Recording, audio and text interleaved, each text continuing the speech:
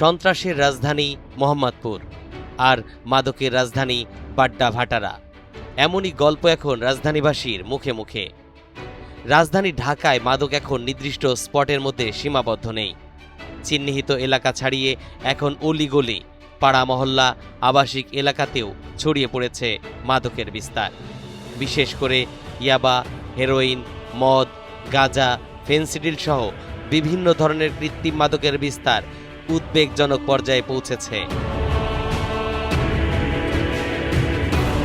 অপরাধ বিশ্লেষক এবং আইনশৃঙ্খলা বাহিনীর তথ্য অনুযায়ী মিয়ানমার থেকে আসা ইয়াবার ট্যাবলেট এখন ঢাকা সহ দেশের বিভিন্ন শহরে ও প্রত্যন্ত গ্রাম অঞ্চলে ছড়িয়ে পড়েছে। পাশাপাশি অন্যান্য ভয়াবহ মাদকও বিভিন্ন মাধ্যমে প্রবেশ করছে দেশের বিভিন্ন স্থানে। তথ্য বিশ্লেষণে দেখা গেছে রাজধানী ভাটারা এলাকা মাদকের হটস্পট। সম্প্রতি মাদক বিরোধী অভিযানের নামে সেখানে চলছে নৈরাজ্য, চলছে অস্ত্রের মহড়া ও মব সন্ত্রাস। এক গ্রুপ অন্য গ্রুপের বিরুদ্ধে পাল্টাপাল্টি বক্তব্য দিচ্ছে।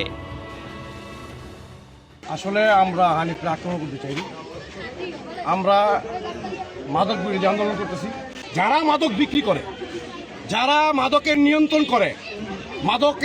করে প্রতিদিন চাঁদা নিতেছে, রাতের 1টার পরে সারা রাত্র মাল বিক্রি করতেছে, তারাই আবার আমাদের দেখাদেখি মাদকের বিরুদ্ধে মিছিল করতেছে। এই এলাকায় মাদক পরিবহনে এখন ব্যবহার করা হচ্ছে নানা কৌশল।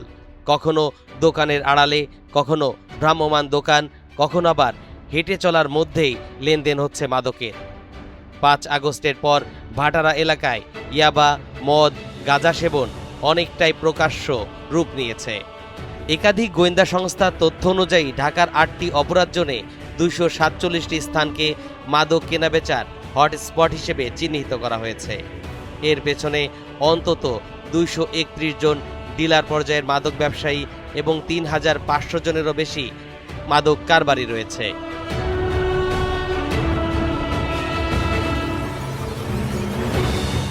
ঢাকার চারপাশে অন্তত 105টি রুট দিয়ে প্রতিদিন ইয়াবা, আইস, হেরোইন, ফেনসিডিল, মদ, গাঁজা ঢুকছে।